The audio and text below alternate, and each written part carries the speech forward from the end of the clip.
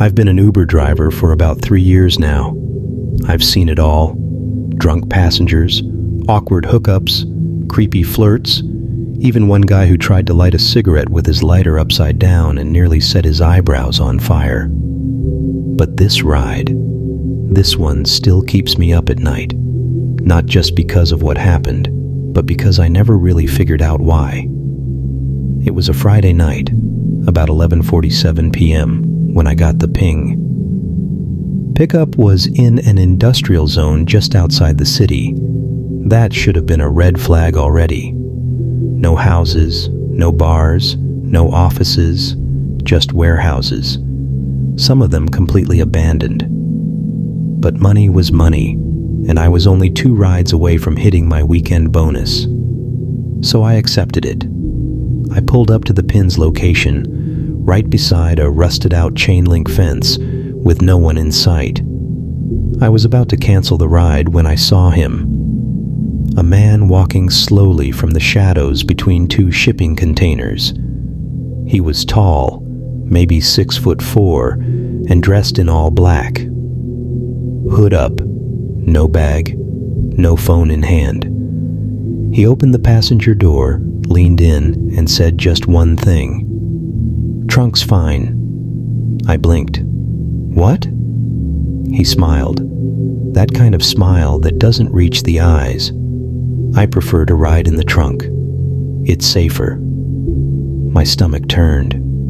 I was about to laugh, thinking maybe it was a joke. But he wasn't joking. He walked to the back of my car, opened the trunk himself, and climbed in, like it was nothing. I should have left right then and there, but I didn't, because I froze. I stood there like an idiot, staring at my own car with a man now inside the trunk, lid wide open, waiting. Then, from inside the darkness, I heard, "Please close it. Let's go." So I closed it. I got back in the car, started the engine, and checked the ride details again. Destination was listed as dropped pin, no address. Just coordinates. Deep into the edge of town, past the residential zones.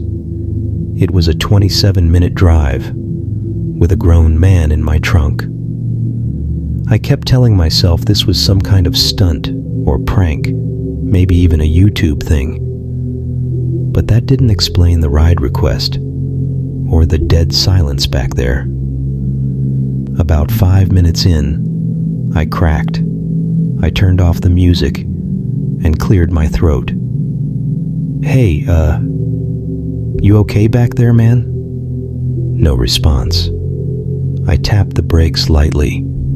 Still no sound. I rolled down my window and listened. Still nothing. I kept driving. 15 minutes passed. Every minute felt like a whole damn hour. Then, my phone buzzed. It wasn't a notification. It was a text from a blocked number. "You missed the turn." I nearly swerved off the road. I looked at the screen again. There was no sender, just those 4 words. I checked the map. Sure enough, I had just passed a right turn. I looked in the rear view mirror, instinctively. Of course I couldn't see him, but somehow he knew. How did he know? There was no way he could see the screen from the trunk. He didn't have his own phone out, and even if he had some kind of GPS tracker. That message came in the moment I passed the turn. He was watching me, somehow. I tried to shake it off. Maybe he had a phone back there. Maybe he was just being creepy. Still, I turned the car around and made the right turn. It led into a narrow road flanked by thick woods on both sides, the kind of place that didn't have streetlights or exits. I kept glancing at my rearview mirror like it would show me what was in the trunk. At some point, I started whispering to myself, just to feel like I wasn't alone. "This is fine. Just a weird dude. Weird ride. Nothing else." I looked back at my phone. ETA, 9 minutes. Then it buzzed again. Another blocked message. Turn your headlights off. What? I read it again. Then a second message came through. Now. My hands clenched the steering wheel. I didn't obey that one. No way. Then I heard it. 3 knocks from inside the trunk. Not frantic, not angry, deliberate. 3 knocks, then silence. My chest was tight. I pulled over, breathing hard. This wasn't normal anymore. This wasn't a prank. I opened my door and stepped out. The forest was still. Too still. I made my way to the back of the car and stood there, one hand on the key fob. I paused.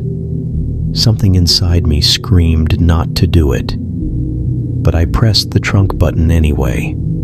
The trunk creaked open, and it was empty. No one. Nothing. No signs that anyone had ever been inside. Not a dent. Not a smudge. Just my emergency kit, spare tire, and silence. Then my phone buzzed again. This time it rang. Unknown caller. I answered. My hand shook. Hello? There was breathing, low, right against the speaker, and then a whisper. You should have turned the lights off. Click. I slammed the trunk shut. Back in the car, I locked the doors and floored the gas. I didn't care where the destination was anymore. I just wanted out of those woods. The headlights sliced through trees like knives. But up ahead, the road was gone. It just ended. Dead in the middle of nowhere. No houses, no lights, no signal. I turned the car around. But the road behind me? It wasn't the road I drove in on. It had changed.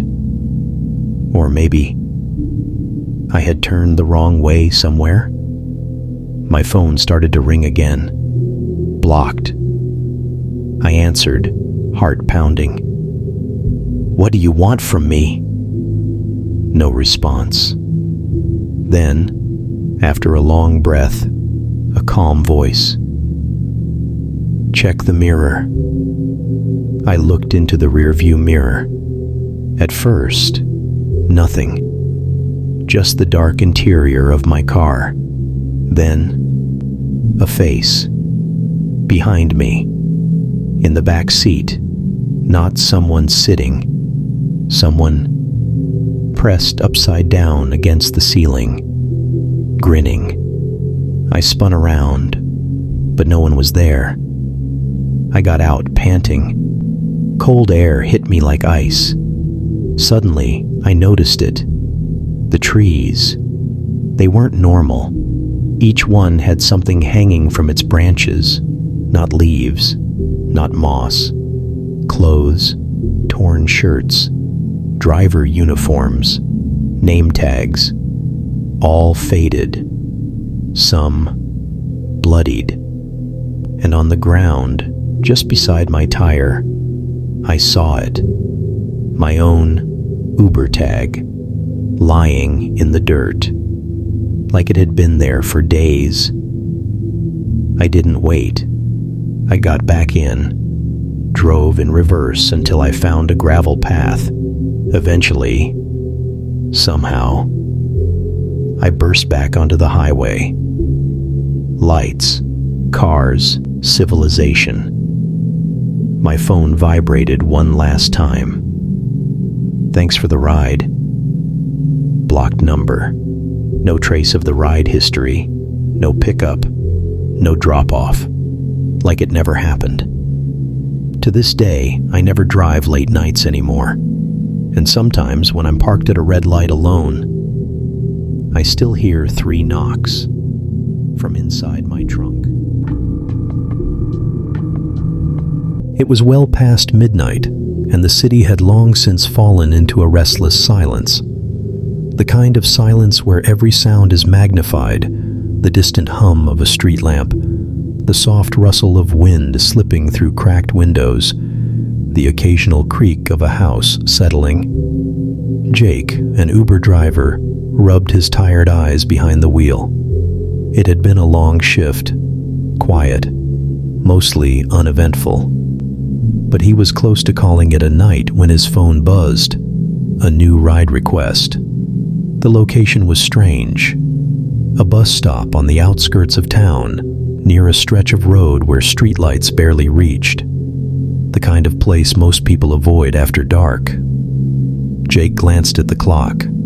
2:32 a.m. His gut told him to decline. But the extra fare was tempting. He pulled up slowly, scanning the shadowed bus stop. A lone figure stood waiting.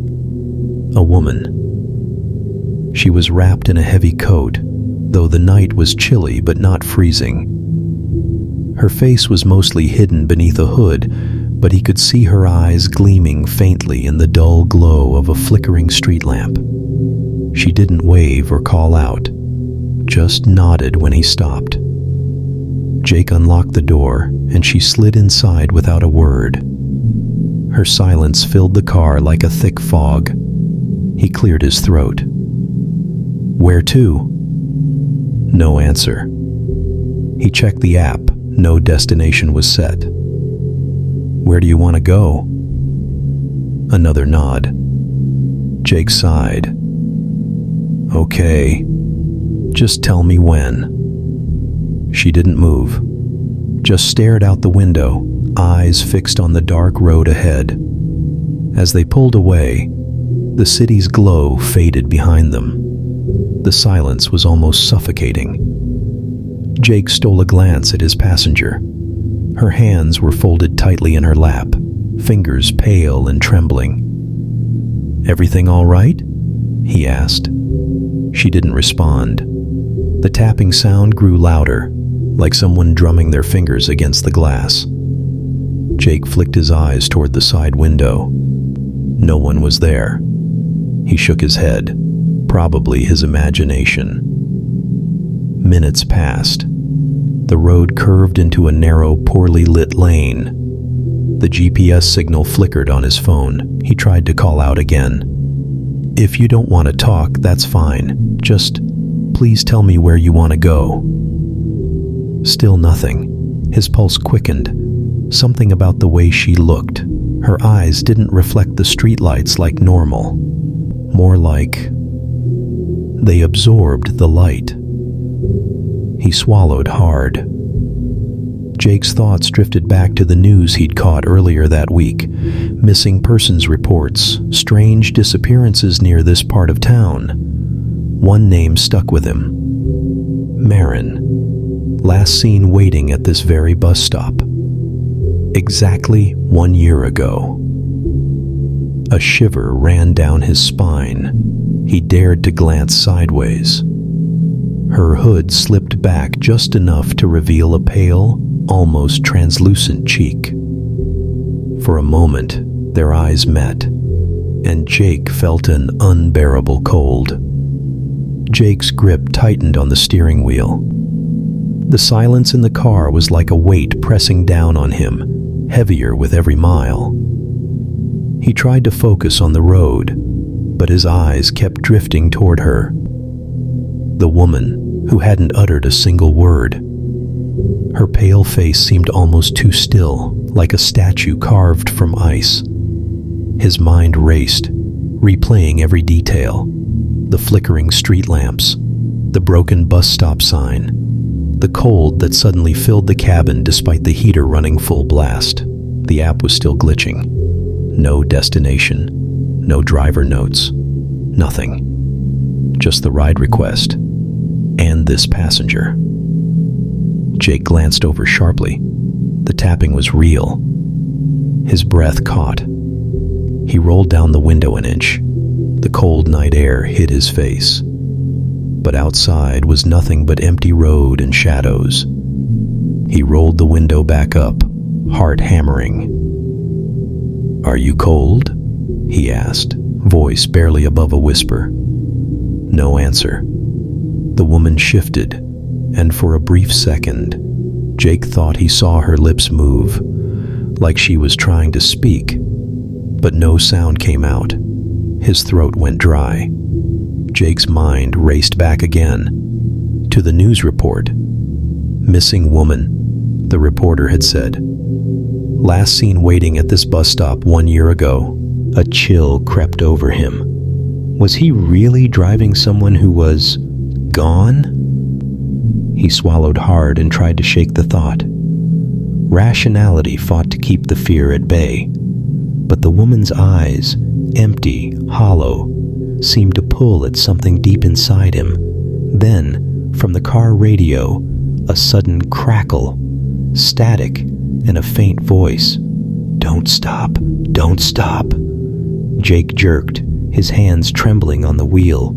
He looked over. The woman's head was tilted slightly, eyes staring straight ahead, unblinking. "Why did you say that?" Jake asked, voice shaking. Still no response. Only that endless, cold stare. The minutes dragged on. Jake's grip tightened as his mind spun wild theories. Was this some sick prank? A hallucination born from exhaustion? Or something far darker? The road ahead twisted like a serpent slithering through the darkness. The trees loomed, their skeletal branches scraping against the sides of the car like fingers reaching for him. Jake's knuckles whitened on the wheel. He glanced over again at his silent passenger. She hadn't moved for what felt like hours, yet she somehow seemed alive, watching him with eyes that didn't quite belong to this world. The tapping noise had moved, from the window to the roof of the car. Jake swallowed hard. He didn't want to look, but he did anyway. Outside, the shadows shifted in the corner of his vision. "Are you going to tell me where to take you?" Jake finally asked, voice cracking. Her lips parted, but no words came out, just a soft breath, colder than the winter air outside. Suddenly, the heater in the car sputtered and died. The warmth vanished. Jake shivered. His phone buzzed in his pocket. Another notification. He pulled it out. The Uber app was frozen on the home screen. The ride request vanished. His heart pounded. He tapped the screen frantically. No signal. Jake's breath caught as a whisper slid through the car, barely audible. He whipped his head around. The woman's eyes were wide, shimmering with something not quite human. She reached out, a hand trembling, and lightly touched his arm. Her skin was ice, so cold it burned. "Please, don't stop," she said, voice like the wind through dead leaves. Jake's mind screamed at him to pull over, to get help, to escape. But something held him frozen. The headlights flickered, the engine coughed, the radio burst with static. The road ahead disappeared into an endless black. Jake's heart hammered like a war drum in his chest. The car had slowed to a crawl, stuck in a void where time itself seemed to freeze. He glanced at the woman again. Her face was pale, almost translucent now, like moonlight filtered through fragile glass. Her eyes bore into his soul, empty, hollow, yet filled with unspoken sorrow.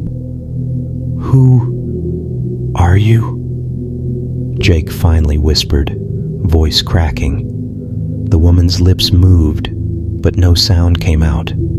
Instead, the whispers filled the car, a chorus of voices rising, overlapping, a cacophony of lost souls.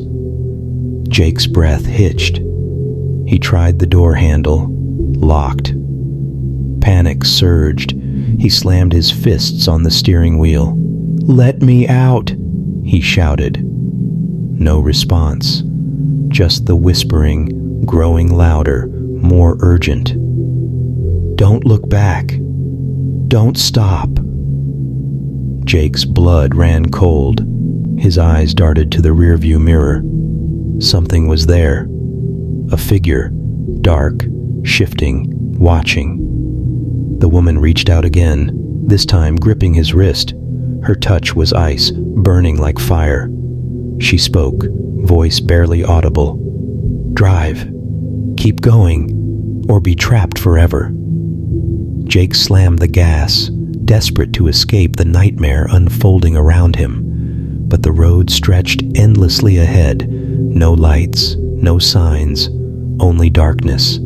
And the whispers. Always the whispers. Jake's eyes darted frantically ahead, searching for any sign of the familiar. Streetlights, a turn, anything. But the road twisted into a tunnel of shadows, swallowing the headlights whole.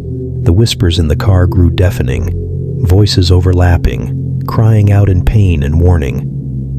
The woman's grip tightened on his wrist, cold as ice but stronger than steel. Her face shifted, flickering between the woman he picked up and something else. Hollow-eyed, twisted, lost. Jake's mind screamed to wake up, to break free. He slammed on the brakes, but the car didn't respond. A chill crawled up his spine as the engine stalled. Silence crashed down like a hammer. He turned to look at her one last time. Her eyes, empty, endless voids, locked onto his. And then she whispered, "You drove me home, but now you'll never leave." Jake's scream was swallowed by the night. Sometimes, the last ride isn't the one you take. It's the one that takes you. I'd been driving for about 6 months. Uber, mostly at night, because the city gets quieter after midnight. Fewer drunks, more thinkers. I liked that. Or I used to. It was a Thursday night, just after 1 o'clock a.m. I'd just dropped off a college kid coming back from the library, and I was thinking about heading home when another ping came through. The pickup spot was about 10 minutes away, a residential neighborhood not far from the edge of the city, where the streetlights got dimmer and the houses started to look abandoned. I almost declined it. Something in my gut twisted when I saw the location. But rent was due.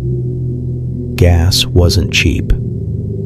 So I accepted. When I pulled up to the address, I didn't see anyone at first. The house looked empty. No lights on. Overgrown lawn. I leaned forward, peering through the windshield. Then, suddenly, a figure stepped out from the shadows between the house and the garage. He didn't wave, just walked slowly to the car and got in without saying a word. Mid-40s, pale, dressed in all black. His jacket looked expensive but worn, like it had seen some things. His eyes, I still remember them. Gray. Almost colorless. They didn't blink much. He didn't speak when he got in, just looked ahead. "Good evening," I said, trying to sound calm. He nodded. "Downtown," he said quietly. "You know the route." I hesitated. "Downtown's a big place. Got a specific address?" He turned to look at me, just slightly. There was the faintest smile on his face. "You know it." I laughed awkwardly, figuring he was just being cryptic or maybe high. But something about his tone, it didn't feel like a joke. Still, I shrugged it off, started driving, figuring he'd speak up eventually. But he didn't. 10 minutes passed, then 15. Still silent, still staring. Then halfway down a quiet 4-lane road that cut through a wooded area, he finally spoke. "You take this route every Thursday night," he said calmly. "Same time, between 1 and 2. I glanced at him. "Lucky guess?" He smiled. "2 weeks ago, you picked up a woman named Stephanie outside that gas station on Alder. She was drunk. Told you she was getting away from her boyfriend." My hands gripped the wheel tighter. That had happened, exactly like that. "Do you know her?" He shook his head. "I know you." I felt my stomach drop. I kept my eyes on the road. "What's that supposed to mean?" No answer. I drove in silence for another minute before pulling into a more populated road, the glow of traffic lights finally reappearing. "You're married," he said suddenly. "Your daughter's name is Lily. She's 7. Likes dinosaurs and drawing. Your wife's name is Alicia. She works at St. Mary's Hospital. Day shifts. 7 o'clock to 3:30. Drives a silver Honda. Parked in spot 42. I nearly slammed the brakes. "What the hell did you just say?" He just stared ahead. "I don't have a picture of them," he said, "but I could draw them from memory." My heart was racing now. I pulled the car over to the side of the road. "You need to get out," I said. He didn't move. He didn't even look at me. Instead, he reached slowly into his coat. I reached for the pepper spray I kept tucked under my seat, my heart in my throat. But all he pulled out was a small black notebook. He opened it. Inside were pages filled with my life. Not just addresses and names, times, patterns, conversations, even things I hadn't told anyone. The night I cried alone in the car after my dad died. The time I called my wife from the parking lot and didn't go inside because I was having a panic attack. He had that written down, word for word. "You've been watching me," I whispered. He closed the book. "No," he said. "We've been assigned to you." I stared at him. "Assigned?" He didn't answer, just looked me dead in the eyes. "There are people who go through life without attracting attention," he said. "You're not one of them." I felt sick. "I don't know what you want," I said, voice shaking. "But if you don't get out right now, I'm calling the cops." He smiled for the first time, really smiled. "There's no point." He opened his coat. Pinned inside, on the lining, were dozens of ID tags. Not just driver's licenses, work badges, hospital cards, student IDs. All of them had different names, faces, but the same eyes. His eyes. I was frozen.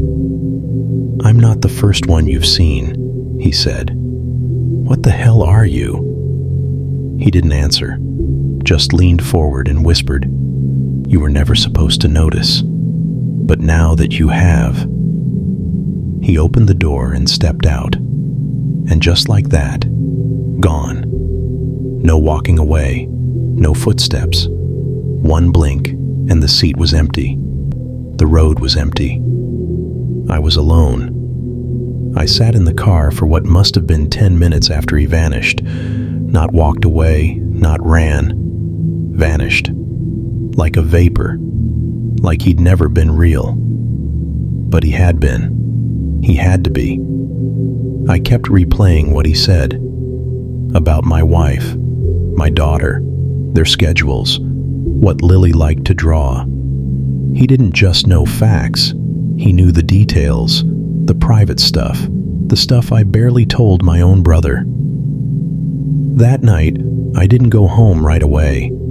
I drove around the city for hours, burning gas I couldn't afford just to delay walking through that front door. just to make sure he wouldn't be standing in my living room. By the time I made it home, the sky was turning gray. I didn't sleep. The next day, I told myself I'd report him. I sat at the police station for an hour, waiting for someone to take me seriously. A young officer finally brought me into a little room, and I gave him the whole story. Left nothing out, except the part where I thought I was losing my mind. He jotted a few things down on a notepad, asked for a description. I gave it. Then he looked up and said something that made my skin crawl. What color were his eyes again? Gray, I said. He closed the notepad slowly. You should get some sleep, man. You look like you need it. That was it. No follow-up, no questions. Just brushed off like I was talking about the boogeyman. I walked out of there more shaken than when I walked in. And that night, he came back. Not in my car this time. Not on the app. I saw him across the street from my apartment building, standing completely still under a flickering streetlight. He wasn't moving, wasn't even pretending to be a regular person, just watching me. I blinked, and he was gone. Gone like a light switch. I ran downstairs so fast I nearly broke my ankle. Searched every corner of the street. Nothing. No footsteps. No movement. The night air smelled like metal. I didn't sleep again. Didn't eat much either. Just stared at my windows. Left every light on. Double-checked the locks twice an hour. It was like waiting for a storm that I knew would hit. I just didn't know when. The next night, I was brushing my teeth when I glanced at the mirror and saw him standing behind me. Not directly behind me in the reflection. But when I turned around, there was no one there. I smashed the mirror with my elbow, glass shattering into the sink, into my arm. I didn't care. At that point, I didn't know what was real anymore. A few days later, I found something on my doorstep, wrapped in a brown cloth. No name, no note, just a black notebook. My hands were shaking when I picked it up. Inside, lists, names, addresses, timelines. Some I didn't recognize, others I did. There was one name in particular that made my stomach drop. Stephanie Brown. The same woman I'd picked up 2 weeks ago. The drunk woman running from her boyfriend. Next to her name, unaware. Below hers were others. Daniel, Morgan, Kenneth. Each marked unaware, unaware, unaware. And then, at the very bottom, me. But instead of unaware, it said compromised. That word sat in my mind like a rotten seed. Compromised. I was never supposed to know, but now that I did, it was already too late. I didn't leave the house for 3 days after I found that notebook. Didn't open the blinds. Didn't answer calls. I just sat there, clutching that little black book like it was radioactive, flipping through the names again and again. The more I read, the more I realized something deeply wrong. Each name had an end date next to it, except mine. Mine had a single word, pending. The night before everything unraveled, I woke up to my daughter screaming. I jumped out of bed, nearly tripping over myself as I ran down the hall to Lily's room. She was sitting upright, drenched in sweat, staring at the window. "There was a man watching me," she whispered, eyes wide, voice shaking. He was in my dream. Then, he was in my room. I froze. What did he look like? I asked. She hesitated, then said something I'll never forget. He had no face, just eyes, gray eyes, like fog. My blood turned to ice. I checked every window, every closet, every dark corner in the house. But deep down, I knew I wasn't going to find anything. Not anymore. Whatever this was, it didn't need doors. That night, something inside me snapped. I needed answers. Not later. Now. So I opened the Uber app again, reinstalled it, reactivated my account. Within minutes, I got a ping. No name, no pickup photo, just coordinates. And it was the same abandoned house, the one from the first ride. I should have said no, but I didn't. I drove. The streets were eerily quiet. My headlights cut through the mist like blades, but everything outside the car felt dead, like I was driving through a painting, not a neighborhood. When I pulled up to the house, the porch light was on, even though I knew damn well there was no power there. The same front door was cracked open, like it had been waiting for me. I killed the engine, sat there, hands trembling on the steering wheel. I told myself I'd just look inside, just check, then leave. But that lie didn't even convince me. I stepped out. Inside, the air was thick, humid, like walking into someone's breath.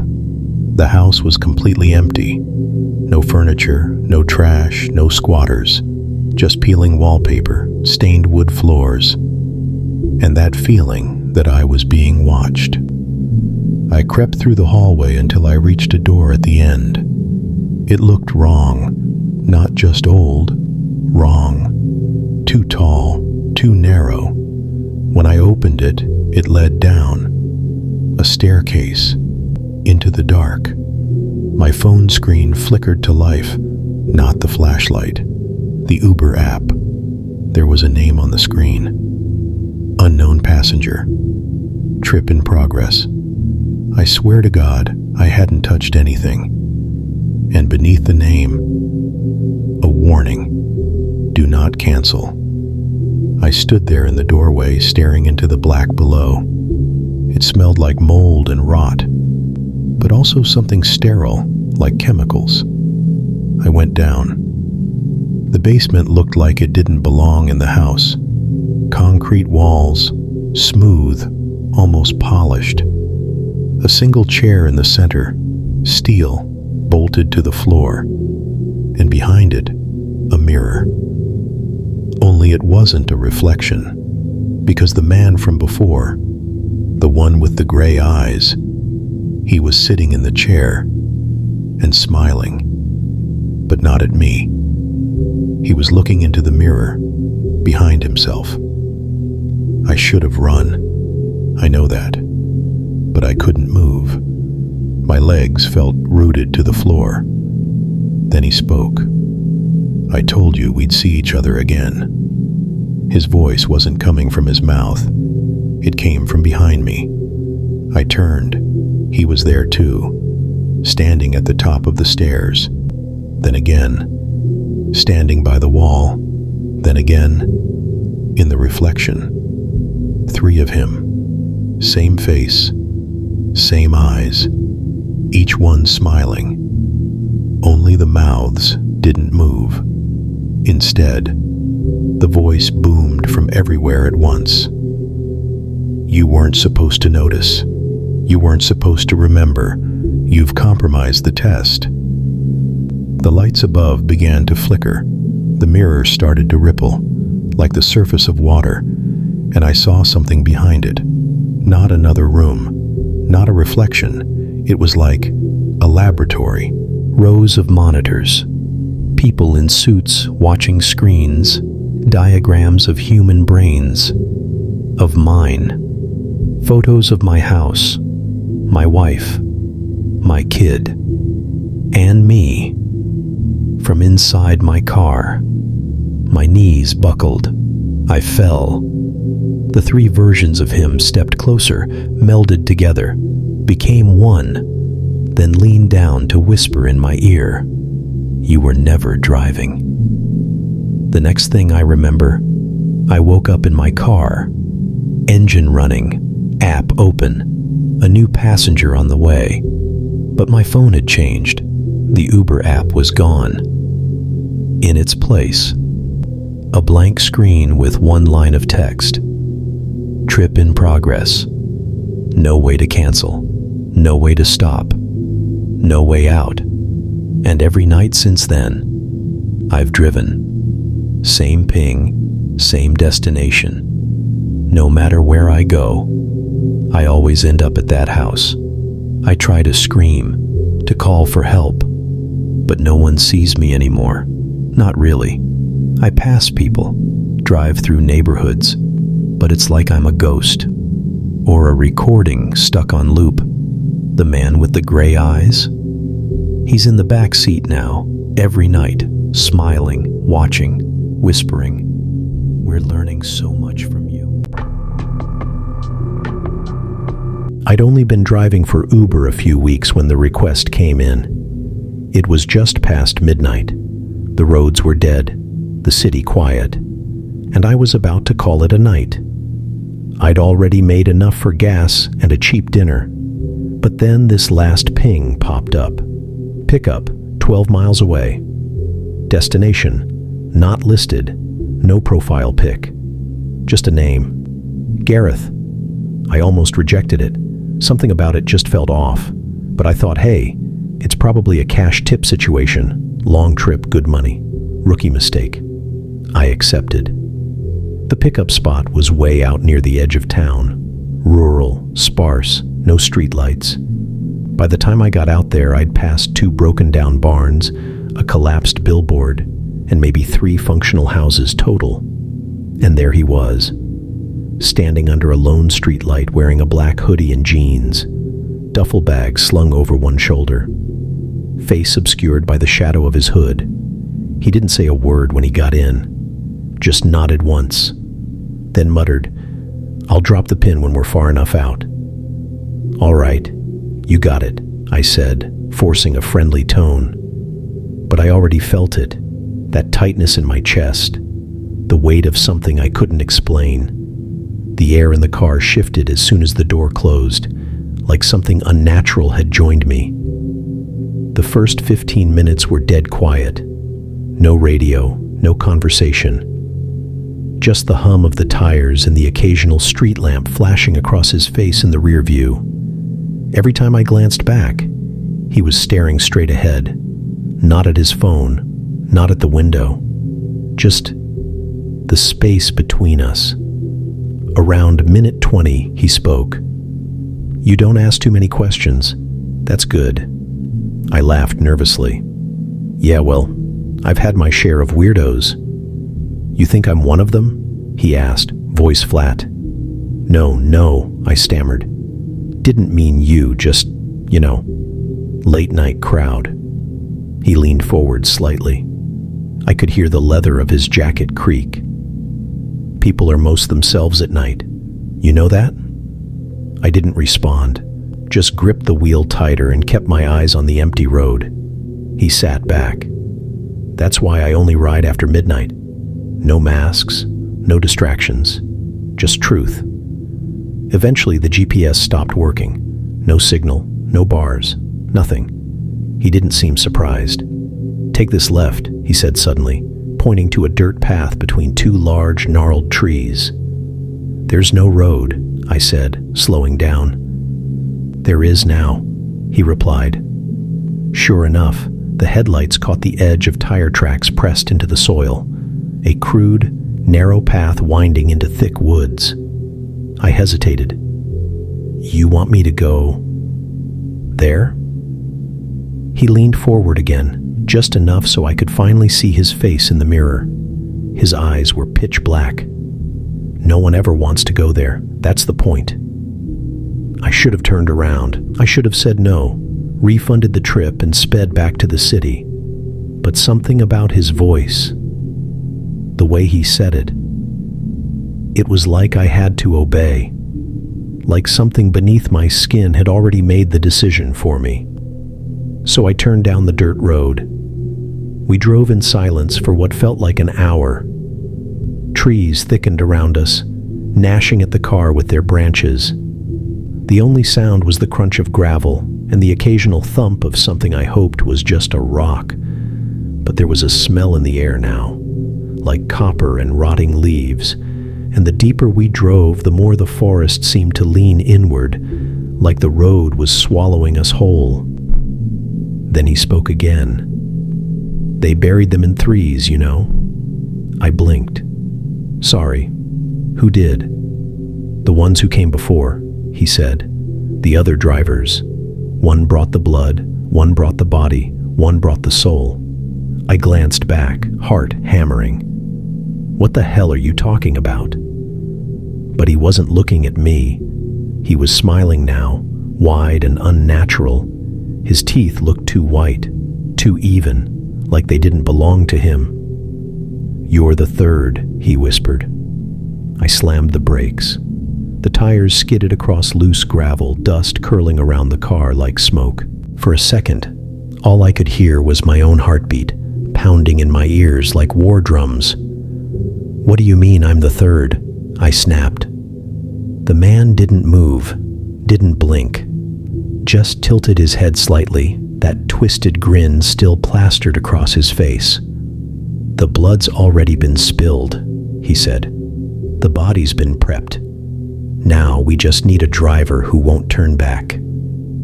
My hands tightened around the wheel. "Listen, man, whatever this is, I didn't sign up for it." He leaned forward again, slowly this time, until I could feel his breath brushing the back of my neck. "You did," he whispered, "the moment you accepted this trip." I threw the car into reverse, ready to back out and get the hell out of there. But when I looked behind me, the road was gone. No tire tracks, no path, just dense trees, and in the distance, shapes. Not animals, people, standing motionless in the woods, watching. I spun back around. "Who the hell are you?" He looked at me with eyes that no longer looked human. The black inside them, it was moving, like smoke trapped behind glass. "I'm the conductor," he said softly, "and you're right on schedule." The car engine sputtered, dashboard flickered, lights dimmed. Then everything died. Total silence, total dark. I reached for my phone. No signal, no apps, just a black screen and a new message. "Trip still in progress." The man stepped out without a word. I watched him walk toward the trees, and just like that, he vanished. I was about to get out and run the other way when I heard it. A baby crying, faint, from deeper in the woods. I told myself it was a trick, some sick game. But then I saw something on the passenger seat, a car seat, an actual infant car seat, covered in dirt and dried leaves. It hadn't been there before. Inside it, a note scrawled in red ink, "Bring the offering." My hands were shaking so badly I almost dropped it.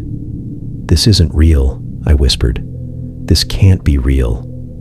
But it was, and the woods were waiting. I stepped out into the cold. The air smelled worse now, wet copper and smoke. The trees ahead parted like curtains, and something inside me moved, like I wasn't walking anymore, just being pulled toward the cabin. It was old, crooked, sagging in the middle like it couldn't hold its own secrets anymore. As I stepped onto the porch, the crying stopped. Silence fell over everything. Then the door creaked open, by itself. Inside, candles, dozens of them, casting long, flickering shadows across the walls. In the center of the room stood a stone altar. On it lay a body, covered by a sheet. I approached slowly, every step heavier than the last. Then I pulled the sheet back. It was me. My own face, my own clothes, cold, dead, eyes wide open, mouth frozen in a silent scream. I stumbled back, breath gone, heart pounding like it was going to rip out of my chest. Then I heard the voice again. 3 pieces for the gate, blood, body, soul. The man was behind me, but this time, he wasn't alone. The cabin filled with whispering figures, cloaked, faceless, surrounding me. They began chanting, low, droning, like wind dragging across a graveyard. Then he stepped forward and handed me a knife and said, "You've already given 2, now complete the 3rd.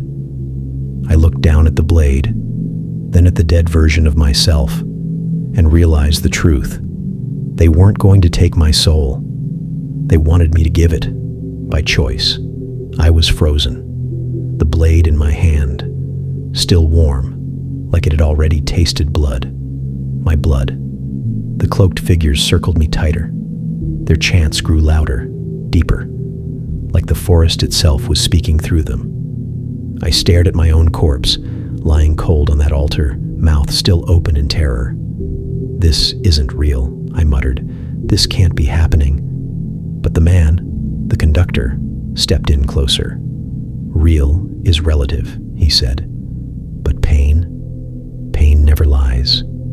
He raised his hand, and the cabin vanished. I was in my car again, engine humming, dashboard lit up, back on the dirt road like nothing had happened, except my hands were covered in blood, my shirt soaked red, and in the passenger seat, the knife, still warm, still wet. I looked behind me. The man was back there, calm, smiling, like we never left the car. What did I do?" He leaned forward, eyes gleaming. "You completed the ride." I slammed on the brakes, veering off the road into a patch of dirt and weeds. I jumped out, heaving, shaking, trying not to vomit. The night air was still, too still, as if time itself had stopped to watch me fall apart. I staggered to the back of the car and popped the trunk. There was nothing inside. No body, no blood, just dirt. But it wasn't mine. It was old, dry, stained with ancient black rot that smelled like something crawled inside the earth to die and never came back out. And buried beneath it all, a single Uber driver badge, cracked, covered in dried blood. Not mine, someone else's. I looked back at the car. The man was gone. No trace of him, no duffel bag, no signs anyone had ever been inside. I drove back to the city like a ghost, didn't speak, didn't cry, didn't blink until I saw the skyline again. The app was still running. Still said, "Trip in progress." I tried to end it. Nothing worked. Every time I closed it, it reopened. Then the messages started coming in.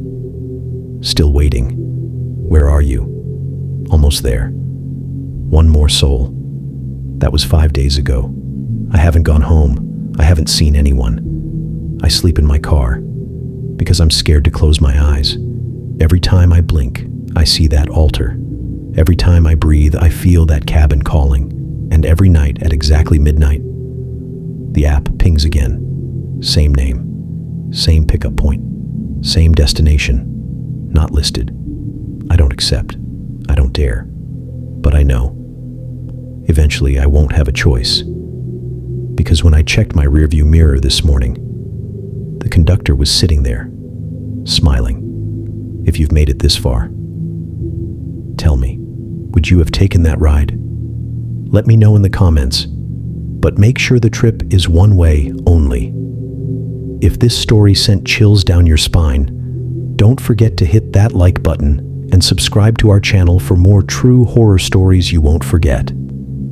I've got more rides, more shadows, and more real nightmares coming your way. Till next time, don't fall asleep behind the wheel.